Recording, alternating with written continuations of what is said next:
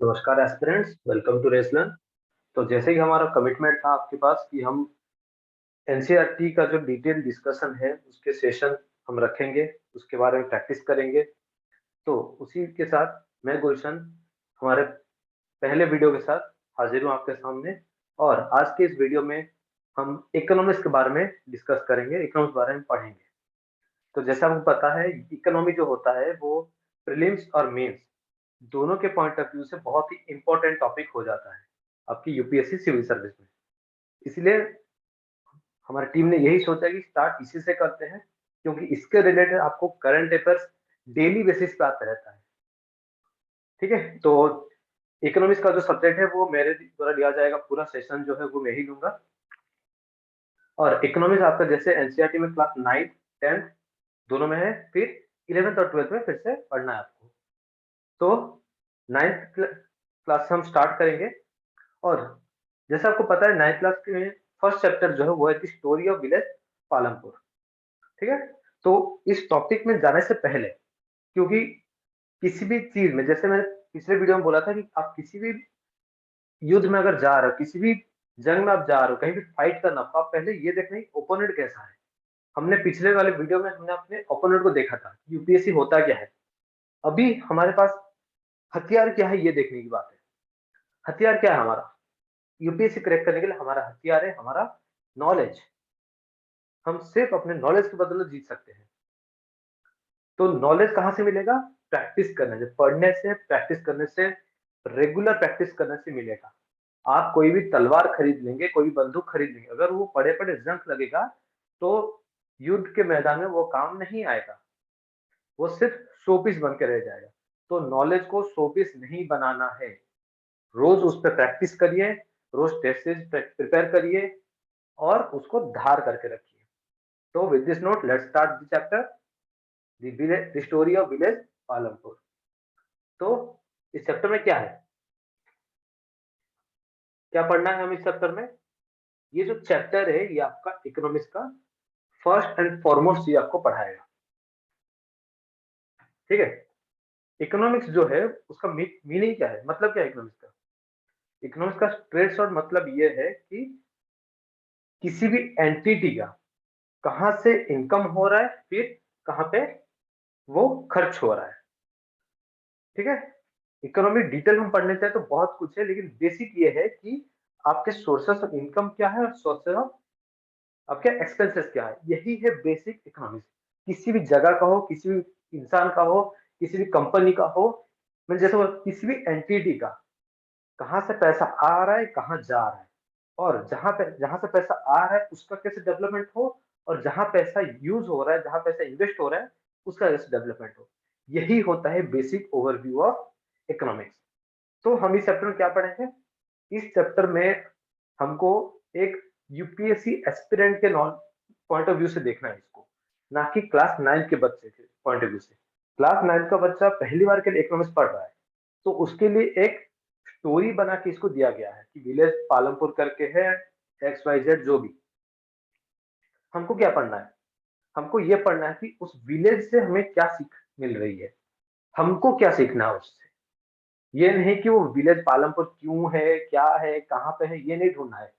ये सीधा सीधा एक फिक्शनल विलेज है जिसका रियल लाइफ से कोई रिश्ता नाता कुछ भी नहीं है। तो हमको रिलेट नहीं करना है, हमको ये रिलेट करना है कि उसके अंदर जो भी कॉन्सेप्ट, जो भी उसके अंदर पॉइंट्स फैक्ट्स दिया है, उसको हम अपने गांव से या अपने आसपास के गांव से रिलेट करेंगे ताकि हमें समझने में इजी हो। बस वही, उतना ही करना है हमको। और मैं वीडियो स्टार्ट करने से पहले बता दे रहा हूँ कि कहीं भी कुछ भी अगर डाउट हो तो आप प्लीज कमेंट सेक्शन में पूछिएगा, हम डाउट क्लियर कर देंगे।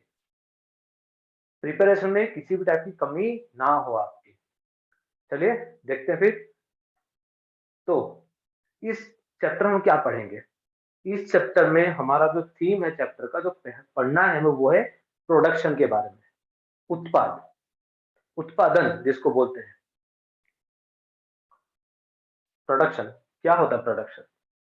प्रोडक्शन मतलब सीधा सीधा ये है कि आपके पास जो भी रिसोर्सेस है, ठीक है, जो भी आपका संसाधन है, जो भी रिसोर्सेस है, उसको प्रोसेस करके कुछ भी गुड्स या सर्विस बनाना है, ये होता है प्रोडक्शन। क्यों होता प्रोडक्शन? ताकि प्रोडक्शन करके पैसा जनरेट हो और उसी पैसे को री इन्वेस्ट करके या तो आप अपना सोशल डेवलपमेंट कर सके या फिर उसको आप बिजनेस में री इन्वेस्ट करके आपके प्रोडक्शन में री इन्वेस्ट करके प्रोडक्शन को बढ़ा सके। ठीक है, अब हम बात करें पालमपुर की। तो पालमपुर जो है, यहाँ पे जो विलेज की बात हो रही है वो बेसिकली एक फिक्शनल विलेज जैसे मैं बोला। तो ये रायगंज और शाहपुर दो अच्छे अच्छे, अब वो से डेवलप्ड टाउन है, उसी के आसपास है, वेल कनेक्टेड है उससे, पहली बात है। सेकंड, यहाँ 450 फैमिलीज मतलब 450 की फैमिलीज है यहाँ पे। तो आप मान सकते हैं अराउंड 1000 से 2000 के बीच यहाँ का टोटल पॉपुलेशन होगा अप्रोक्स बात करें तो। देन इसमें 80 फैमिलीज जो है वो अपर कास्ट से बिलोंग करते हैं, जिनके पास बड़े मकान है और पक्के मकान है। और 1/3 यानी 150 फैमिलीज ऐसे हैं जिनके पास, जो कि एससी कैटेगरी से बिलोंग करते हैं और उनके पास छोटे और कच्चे मकान हैं। ये जो विलेज है ये इलेक्ट्रिसिटी से कनेक्टेड है। यहाँ पे 2 प्राइमरी स्कूल है, एक हाई स्कूल है, फिर एक सरकारी हॉस्पिटल है जो कि आपका पीएचसी हो गया, पब्लिक हेल्थ सेंटर जिसको बोलते हैं, रूरल पब्लिक हेल्थ सेंटर, वो हो गया। फिर एक प्राइवेट डिस्पेंसरी है। तो ये एक लिखा जोखा छोटा मोटा है गांव के बारे में। तो जैसे हम बोल रहे हैं प्रोडक्शन, तो ये है प्रोडक्शन का फंडामेंटल। जैसे मैंने पहले बोल दिया, प्रोडक्शन होता क्या है, रिसर्च से उसको कंबाइन करके उसको मिला के कोई भी गुड्स कोई भी सर्विस हम बनाएंगे। क्यों बनाए, क्यों करेंगे प्रोडक्शन? एम क्या है उसका? To get goods and services. क्यों गुड्स एंड सर्विस निकालेंगे? ताकि गुड्स को हम हमारे रोजमर्रा की जिंदगी में यूज कर सकें या फिर उसको बेच के हमारे जरूरत के सामान हम खरीद सकें। ठीक है, सर्विस क्या होता है? ये तो हो गया गुड्स के बारे में, गुड्स प्रोडक्ट करना है। सर्विस क्या होता है? किसी भी गुड्स को बनाने के लिए जो लेबर लगते हैं, ठीक है, जो स्टाफ लगते हैं, वो जो काम करते हैं वो काम होता है सर्विस। ठीक है, जैसे आप एग्रीकल्चर कर रहे हैं, तो जो धान आप लगाए हैं या जो गेहूं लगाए हैं, उसका बीज लगा है, वो पौधा हुआ, वहां से निकला, तो वो होता है आपका गुड्स हो गया। लेकिन जो फार्मर वहां पे काम कर रहा है, जो लेबर बीज को लगा रहा है, वो अपना सर्विस दे रहा है। ठीक है, ये होता है गुड्स एंड सर्विस। तो लेबर को क्या मिल रहा है? सर्विस के बदले उसको अपना वेजेस मिल रहा है, और ओनर को क्या मिल रहा है? गुड्स बेच के उसको अपना प्रॉफिट मिल रहा है।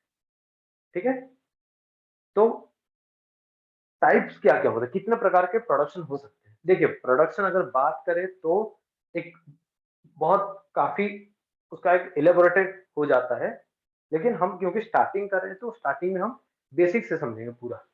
तो बेसिक की बात करें तो दो टाइप के होते हैं, एग्रीकल्चरल, नॉन एग्रीकल्चरल। जैसे आप लिखा फार्मिंग है, नॉन फार्मिंग, वैसे ही। ठीक है, एग्रीकल्चर क्या होता है? जो कि आपके एग्रीकल्चर पे बेस्ड करता है। नॉन एग्रीकल्चर आपके इंडस्ट्री बेस्ड। ठीक है, क्लियर हो गया यहाँ तक? अब आगे की बात करें तो फैक्टर्स क्या क्या है, किस किस चीज से लेकर प्रोडक्शन होता है। तो यहाँ पे सीधा सीधा आपको 4 चीज समझ आना है। Labour, land, labour, capital. ये जो होता है ये आपका मेन हो जाता है। ठीक है, फिर ह्यूमन कैपिटल। ह्यूमन कैपिटल को आप पीछे रखे, ये एक दो लाइन का ही चीज है, ये इतना इंपॉर्टेंट नहीं है। ऊपर के जो 4 आप देख रहे हैं, लैंड, लेबर, फिजिकल कैपिटल, और उसके अंदर आपका 2 चीज आता है, फिक्स्ड कैपिटल और वर्किंग कैपिटल। ये जो 4 है, यानी लैंड हो गया, लेबर हो गया, फिक्स्ड कैपिटल, वर्किंग कैपिटल, ये 4 आपका मेन चीज है। इसी के बेसिस पे पूरा चैप्टर होगा आपका। ठीक है, चलिए पहले देखते हैं फैक्टर्स क्या होते हैं। ये जो मैंने फैक्टर्स तो बता दिया आपको, 4 फैक्टर्स होते हैं, लेकिन फैक्टर्स है क्या, मतलब क्या है इसका, प्रोडक्शन में इसका वैल्यू क्या है? देखिए, पहला आ जाता है आपका लैंड।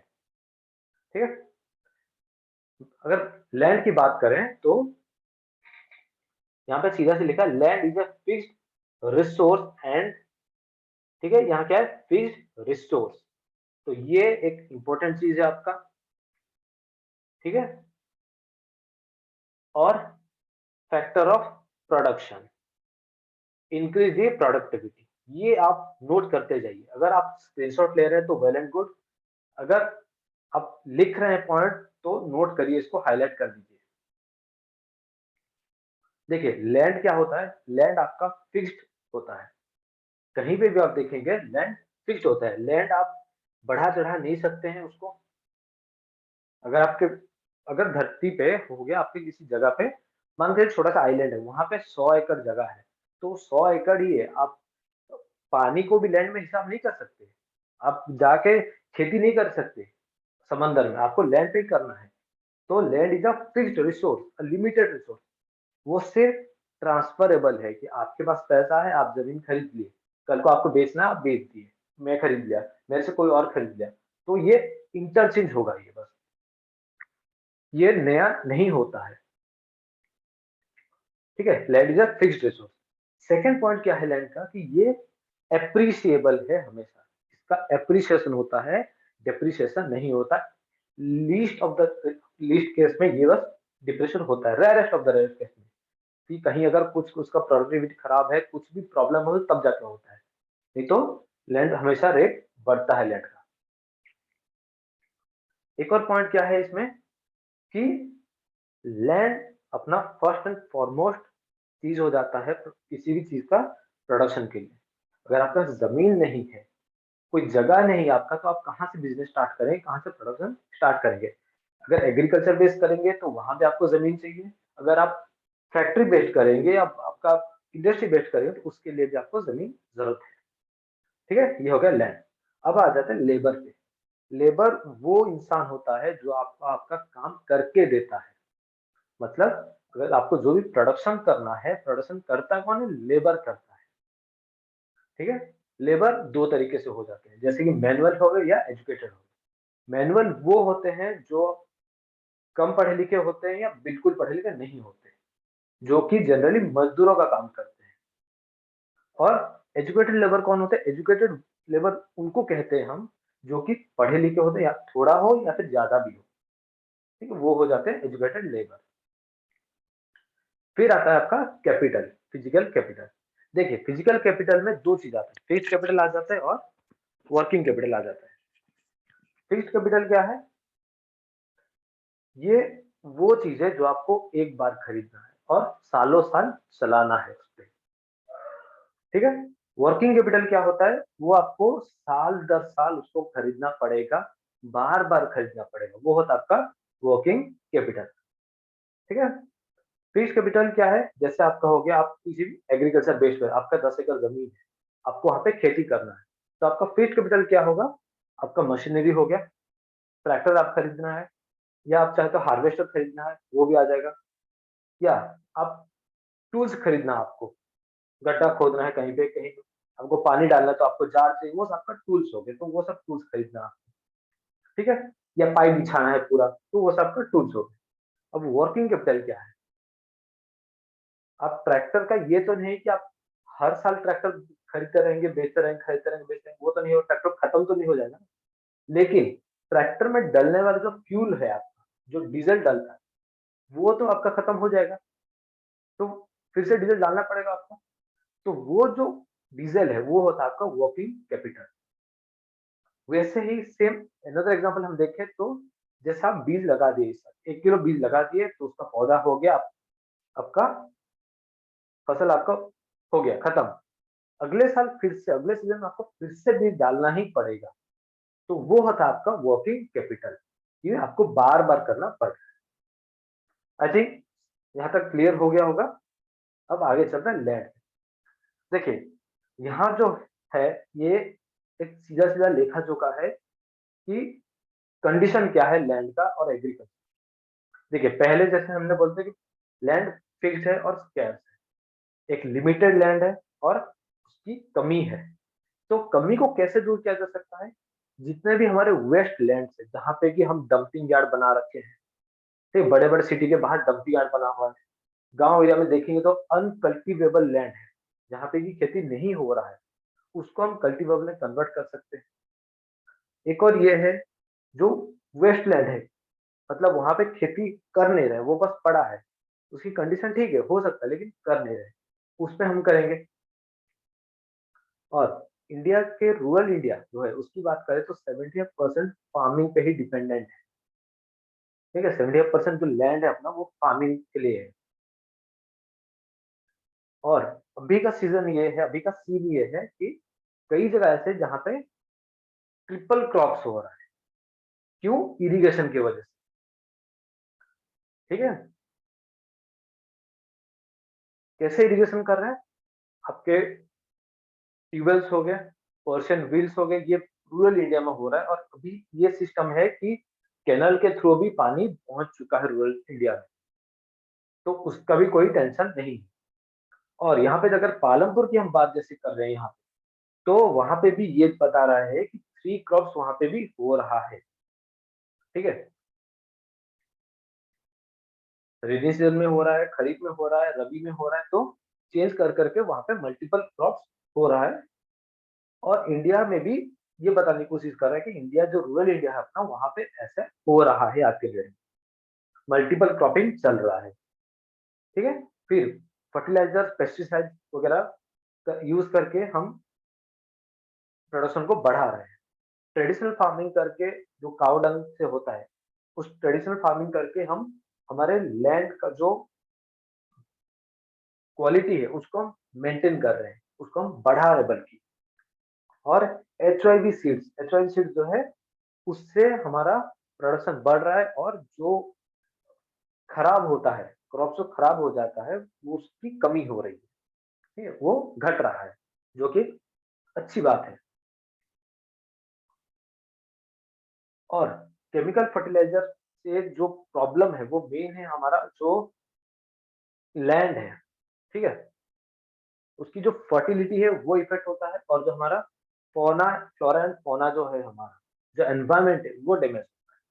तो उस चीज को लिमिट करने के लिए अभी बहुत जगह पे ऑर्गेनिक फार्मिंग की बात चल रही है, ट्रेडिशनल फार्मिंग की बात चल रही है, जो कि अच्छी बात है। और इंडिया में एक और प्रॉब्लम ये है कि लैंड जो है वो स्कैटर्ड है, यानी छोटे छोटे, किसी के पास 1 एकड़ है, किसी के पास 2 एकड़, किसी के पास 3 एकड़, किसी के पास 5 एकड़, 7 एकड़, 10 एकड़। तो ये प्रॉब्लम हो जाता है कि हमारे पास स्मॉल एंड मार्जिनल फार्मर्स जिसको कहते हैं वो बहुत ज्यादा है। ठीक है। बात करें इंडिया की, तो हमारे पास एक अप्रोक्स देखें तो मार्जिनल एंड स्मॉल फार्मर्स जो है वो बहुत ज्यादा है हमारे। ठीक है। तो और जो बड़े फार्मर्स है वो हमारे पास कम हो जाते हैं। तो इससे प्रॉब्लम ये हो रहा है कि लैंड का एक सिस्टमेटिक वे ऑफ फार्मिंग नहीं हो पा रहा है। ठीक है। तो ये बात थी लैंड की। अब देखते हैं लेबर की। तो लेबर में कुछ पॉइंट्स है, जैसे कि अबंडेंस ऑफ लेबर है, हमारे पास लेबर की कमी नहीं है रूरल एरिया में। लेकिन प्रॉब्लम ये है कि वो हार्ड वर्किंग भी है, इनपुट भी मैनुअली दे रहे हैं, सब कर रहे हैं, लेकिन उनका जो इनकम है वो कम हो रहा है। ठीक है। अगर लेबर का इनकम हो, क्योंकि अबंडेंस और एक आपका एक डिमांड सप्लाई का कॉन्सेप्ट है इंग्लिश में, कि जिस चीज का भी डिमांड ज्यादा होता है उसका प्राइस बढ़ता है। ठीक है। और जिसका सप्लाई भी ज्यादा हो रहा है, डिमांड बढ़ेगा तो प्राइस बढ़ेगा, लेकिन सप्लाई बढ़ जाएगा तो प्राइस घट जाएगा। ठीक है। तो बात यही हो रही कि लेबर क्योंकि बहुत ज्यादा है, तो उनका प्राइस घट जा रहा है, उनका जो रेमुनरेशन है, वेजेस है, वो कम हो जा रहा है, जिसकी सीधा सीधा इफेक्ट हो रहा है उनके लाइफ स्टाइल पे, उनके सोशल लाइफ पे इफेक्ट हो रहा है। और इसके अलावा एक और प्रॉब्लम जो हो रहा है वो ये कि अभी ट्रैक्टर्स यूज हो रहे हैं प्लाविंग के लिए। ठीक, पहले क्या है कि हमारे जो लेबर थे वो ये काम करते थे, लेकिन अभी ट्रैक्टर्स यूज हो रहे हैं क्योंकि प्रोडक्टिविटी ज्यादा हो रहा है, कॉस्टिंग कम पड़ रहा है ट्रैक्टर, इसलिए वो यूज कर रहे हैं। और हार्वेस्टिंग के लिए भी अभी हम लेबर यूज नहीं कर रहे हैं, बहुत जगह पे कम कर देंगे, हार्वेस्टर लगाते हैं। तो इससे भी एम्प्लॉयबिलिटी कम हो रहा है, एम्प्लॉयमेंट कम हो जा रहा है। तो लेबर अभी वैकेंट पड़ रहे हैं। पहले ये था कि लेबर को हम सीजनल बेसिस पे लेबर को अपना एम्प्लॉयमेंट मिल रहा था, डेली बेसिस पे था, सीजनल बेसिस पे भी था। तो गांव का जो एक सोशल वेलफेयर है वो हो जा रहा था, लोगों के पास पैसा आ रहा था। लेकिन अभी गांव गांव तक जैसे टेक्नोलॉजी पहुंच चुका है, तो प्रॉब्लम यही जा रहा है। और वेजेस कैसे थे लेबर्स के? कैश, टाइम या फिर मील, ये तीनों तरह से हो जाता था। या तो वो डायरेक्ट कैश ले जाते थे या फिर उनके काम के बदले वो कुछ ले जाते थे। जैसे काम किए तो वहीं का धान ले गए या वहीं का गेहूं ले गए, या अगर और कुछ अगर क्रॉप है तो वो ले गए, वेजिटेबल्स ले गए, तो ये हो। दूसरा ये है कि वहां पे अगर वो काम कर रहे हैं तो उनके खाने पीने का पूरा खर्चा वहीं हो जाता था, पूरा बंदोबस्त वहीं होता था, वो वहीं खाते थे। तो ये उनका मील्स के हिसाब से हो जाता था। ठीक है, तो ये है लेबर का कंडीशन। ठीक है, आपको समझ में आ गया होगा कि लेबर कैसे एम्प्लॉयमेंट मिलता है उनको, सीजनल बेसिस पे होता है और डेली बेसिस पे होता है। फिर लेबर कितने हैं? बहुत ज्यादा है। लेबर का कंडीशन क्या है? अभी उनको एम्प्लॉयमेंट नहीं मिल रहा है। क्यों नहीं मिल रहा है? क्योंकि मॉडर्न टेक्नोलॉजी आ चुका है हर चीज में। क्लियर? ये था लेबर के बारे में। और लास्ट वाला जो पॉइंट है अपना, वो है फिजिकल कैपिटल। ठीक है, फिजिकल कैपिटल में आप देखेंगे कि जैसे हम बात करें कि एक फिक्स्ड कैपिटल होता है, एक आपका रेवेन्यू हो जाता है या रेगुलर कैपिटल हो जाता है। तो इसमें प्रॉब्लम क्या है? प्रॉब्लम ये है कि जितने भी बड़े फार्मर्स हमारे, जो लार्ज फार्मर्स हो गए या मीडियम फार्मर्स भी है, उनके पास सेविंग्स रहता है, उनके पास कैपिटल की कमी नहीं होती है। उनके पास इतना कैपिटल रहता है कि वो इस साल का प्रोडक्शन करके जितना वो कमाएंगे, उससे वो अगले साल के लिए उनके कैपिटल के लिए पैसा रखते हैं। ठीक है, उनका जो रिकरिंग कैपिटल है उसके लिए पैसा रखते हैं, फिर उनके फिक्स्ड कैपिटल के लिए पैसा रखते हैं। यानी अगर उनको अगले साल फिर से खेती करना है तो उनके पास फर्टिलाइजर्स के लिए पैसा है, धान उनके जो सीड्स है उसके लिए भी पैसा है। ठीक है, वो हर चीज के लिए पैसा रखे हुए हैं। उसके ऊपर से वो नए नए फिक्स्ड अपना जो एसेट्स है वो भी खरीद रहे हैं, जैसे कि ट्रैक्टर्स हो गया। इस साल उनके पास मान के चलिए 50 एकड़ जमीन है, तो अगले साल वो और 10 एकड़ खरीदने के लिए उनके पास पैसा है। लेकिन प्रॉब्लम आ जाता है स्मॉल एंड मार्जिनल फार्मर्स के पास। प्रॉब्लम ये होता है कि उनके पास पैसा नहीं होता। अगर आपके पास 5 एकड़ जमीन है, आप उसमें से खेती कर रहे हैं 5 एकड़, और आपको उतना ही इनकम हो रहा है जितना कि आपका साल भर का खर्चा निकल जाता है, तो अगले साल आप कहाँ से बढ़ाएंगे? अपने प्रोडक्शन को कहाँ से बढ़ाएंगे? आपका कहाँ से डेवलपमेंट होगा?